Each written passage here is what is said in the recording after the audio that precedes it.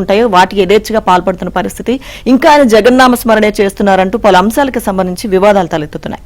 Right, చూద్దాం. ఎన్నికల నియమావళి అమల్లోకి వచ్చిందంటే ఈసీ చెప్పినట్లు వినాల్సిందే, ఈసీ ఆదేశాలు పాటించాల్సిందే, కేంద్రం సూచనలు ఉత్తర్వులను అమలు చేయాల్సిందే. కానీ రాష్ట్ర ప్రభుత్వ ప్రధాన కార్యదర్శి జవహర్ రెడ్డి తీరేవేరు. ఆయన ఇప్పటికీ జగన్నామ స్మరణ చేస్తూనే ఉన్నారు. గీత దాటి మరీ జగన్ సేవ చేస్తున్న అక్రమార్కులను కాపాడుతున్నారు. మనోడైతే చాలు, వైసీపీకి రాజకీయంగా పనికొస్తారు అనుకుంటే చాలు, వారి మీద ఈగ కూడా వాలనివ్వడం లేదు.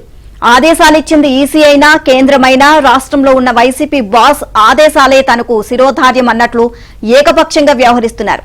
విపక్ష నేతల వ్యాపారాలే లక్ష్యంగా చేసుకుని దాడులకు తెగబడుతున్న రాష్ట్ర రెవెన్యూ ఇంటెలిజెన్స్ స్పెషల్ కమిషనర్ చిలకల రాజేశ్వర్ రెడ్డి డిప్యుటేషన్ ను రద్దు చేసి తిరిగి తమ సేవలకు పంపించాలని కేంద్రం ఆదేశించినా సీఎస్ పట్టించుకోలేదు. ప్రభుత్వ ఉద్యోగిని అని మర్చిపోయి జగన్ కోసం పొలిటికల్ ప్రచారంలోకి దిగిన సచివాలయ ఉద్యోగ సంఘం నేత వెంకట్రామరెడ్డిని సస్పెండ్ చేయాలని ఈసీ ఆదేశించినా జవహర్ రెడ్డి వినిపించుకోలేదు.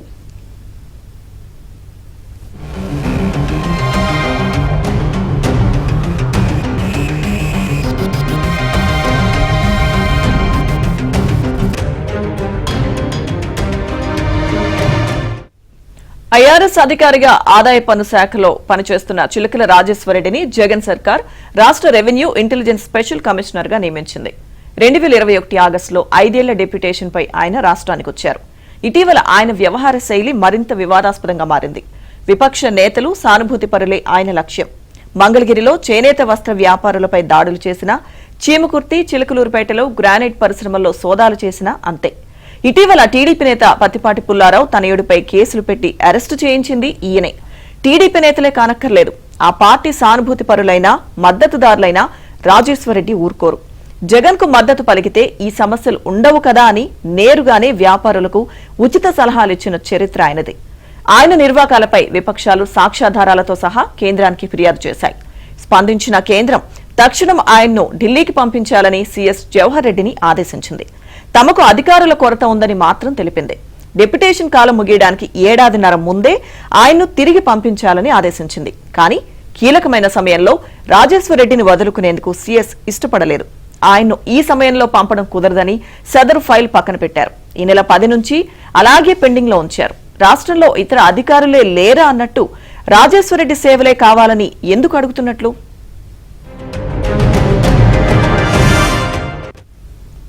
వైసీపీ తరపున ఎన్నికల ప్రచారం చేసి అడ్డంగా దొరికిపోయిన వెంకట్రామరెడ్డి బుకాయింపులు మొదలుపెట్టారు. బద్వేలు, మైదుకూరు, కడపలో ఆర్టీసీ ఉద్యోగులను కలిపి కేవలం వారి సమస్యలపై మాత్రమే చర్చించానని, ఎలాంటి ప్రసంగాలు చేయలేదు అని నిన్న సీఈఓ మీనాకు వినతి పత్రం ఇచ్చారు.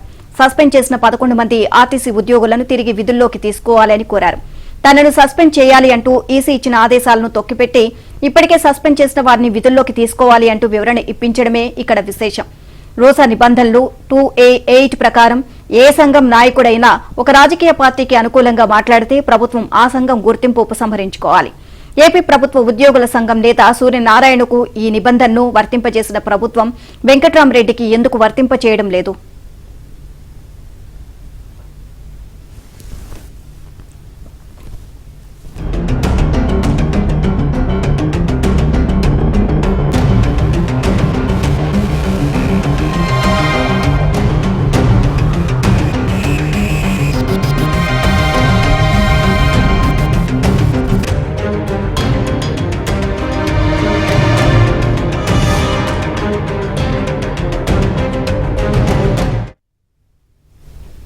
ఇక AP beverages corporation MD Vasudev రెడ్డిపై ఎన్నికల కమిషన్ బదిలీ వేటు వేసింది. ఆది నుంచి జగన్ సేవలు తరిస్తూ ఎన్నికల వేళ మరింత బరితెగిస్తున్న ఆయనకు షాక్ ఇచ్చింది. కొత్త ఎండీ నియామకానికి వీలుగా 3 ఐఏఎస్ల పేర్లు ప్రతిపాదించాలి అని రాష్ట్ర ప్రభుత్వాన్ని ఆదేశించడం గమనార్హం. Vasudev Reddy Indian railway traffic service అధికారి. తాను అధికారంలోకి వచ్చిన వెంటనే జగన్ ఏరికోరి ఆయన్ను రాష్ట్రానికి డిప్యుటేషన్ పై తీసుకొచ్చారు. కీలకమైన మద్యం అమ్మకాల బాధ్యతను ఆయన చేతుల్లో పెట్టారు. అంతే, ఆ రోజు నుంచి జగన్ ఆదేశాలే శిరోధార్యంగా వాసుదేవరెడ్డి వ్యవహరిస్తున్నారు. ఆయన బ్యావరేజెస్ కార్పొరేషన్ పనితీరును మార్చేశారు. మద్యం వ్యాపారంపై జగన్ మార్కు వేయించారు.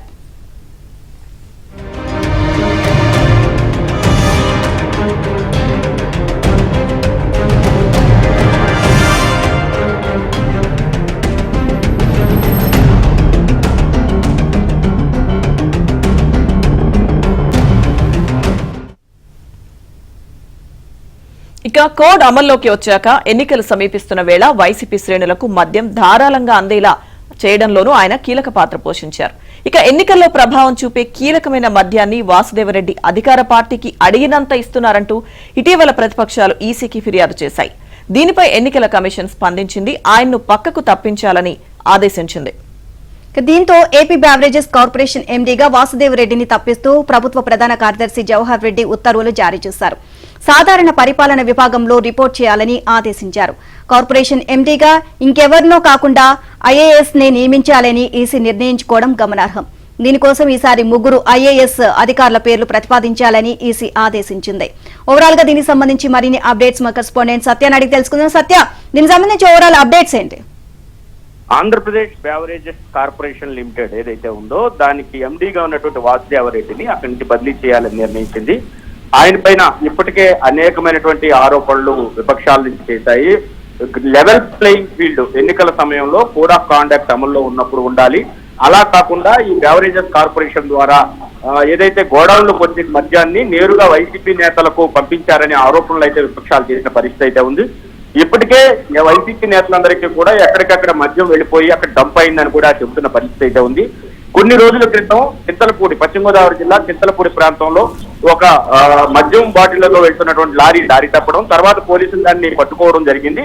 కాబట్టి ఇలాగ ఎన్ని లారీలు దారి తప్పాయి, ఎంత మద్యం పక్కదారి పట్టింది, వైసీపీ నేతలు ఎక్కడెక్కడ డంప్ చేశారు లాంటి అనేక అనుమానాలను విపక్షాలు వ్యక్తం చేసిన పరిస్థితి అయితే ఉంది. మరోవైపు ఈ మద్యం బాటిళ్లకు వేసేటువంటి సీల్స్, అదేవిధంగా ఈ బార్ కోడ్ కు సంబంధించి మిషన్లు పనిచేయలేదని కూడా చెబుతున్న పరిస్థితి అయితే ఉంది. దీంతో ఈ అంశంపై కూడా కేంద్ర ఎన్నికల సంఘం దృష్టి సారించినట్టుగా తెలుస్తోంది. ఈ మొత్తం వ్యవహారంలో మద్యం కేవలం అధికార పార్టీ నేతలకు మాత్రమే దక్కేలాగా, అదేవిధంగా ప్రతిపక్ష పార్టీ నేతలకు ఎవరికి కూడా మద్యం అందుబాటులో లేకుండా ఉండేలాగా ఏర్పాట్లు అయితే జరిగినట్టుగా స్పష్టమవుతోంది. దీనిపై లెవెల్ ప్లేయింగ్ ఫీల్డ్ ఉండదు. ఇలా అయితే కేవలం మద్యం ఏ స్థాయిలో ఎన్నికల్లో ప్రభావితం చూపిస్తుందో గత ఎన్నికల చూస్తే అర్థమవుతుంది. ఈ స్థాయిలో మద్యాన్ని అధికార పార్టీ కనుక విచ్చలవిడిగా కనుక ఓటర్లకు పంపిణీ చేస్తే ఈ ఎన్నికల మీద ప్రభావం చూపుతుందని విపక్షాలు ఫిర్యాదు చేశాయి. ఈ ఫిర్యాదును పరిగణలోకి తీసుకున్నటువంటి కేంద్ర ఎన్నికల సంఘం డి వాసుదేవరెడ్డి ఎవరైతే ఉన్నారో MD AP beverages corporation limited,